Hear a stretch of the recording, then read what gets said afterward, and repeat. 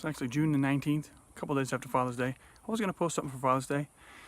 I wanted to wait a couple days after Father's Day. Father's Day is probably the most joyous holiday for me in a lot of ways. My kids give me strength, courage. I learn far more from my children than they ever will teach me. I just want to share my thoughts real quick on it. The father does everything in his power to ensure that his children have all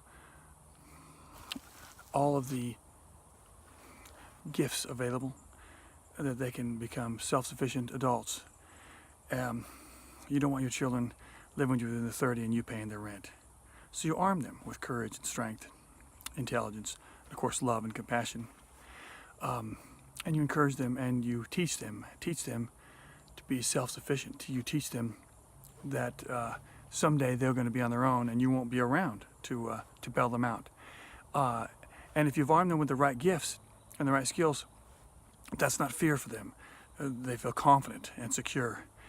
And you would never tell your child that you're not good enough, that you're not strong enough, that you're too weak, that you're always going to need me, that you've done, that you're not forgiven, that you've done so many bad things that you always have to earn my love back by begging forgiveness or something. That's an abusive relationship, to belittle your children, or your wife or your husband. You're too fat, you're too ugly, you're stupid, no one's going to love you but me. These are abusive relationships. And it is wrong and shameful for a father, a husband, a man or a woman to ever berate and belittle his children.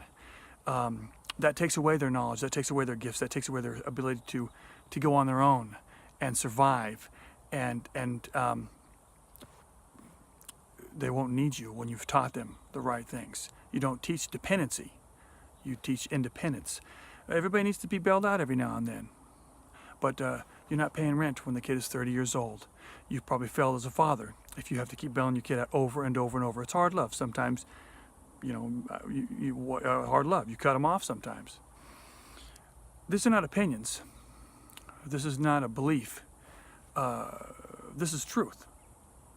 You're a shameful father if you have belittled your children and discouraged them and told them all these things that make them feel less than. So let's pause for a second. Now, I want to talk to you about the Father.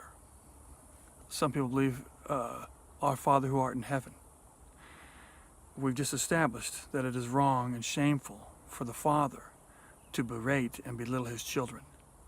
The Father gives his child the strength and the gifts and encouragement to become independent. If your relationship with your father is filled with this type of negativity, I suggest you change your relationship, build a stronger one.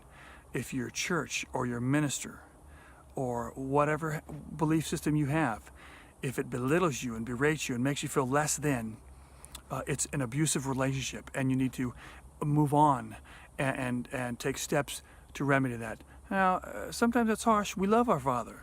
We love our Father and we defend our Father. But fathers are wrong for belittling and berating you. So I've heard sermon after sermon, minister after minister, berate the congregation and tell them that they're not good enough. Tell them they're never going to make it on their own. And the Father in heaven doesn't do that. Churches may, ministers may. The Father gives you the strength and the courage that anything that He can do, you can do and greater than. That's power. That is power. So I implore you that if you're in a relationship with whatever, your husband, your father, your minister, your church, and they berate you and don't teach you independence, it is a false,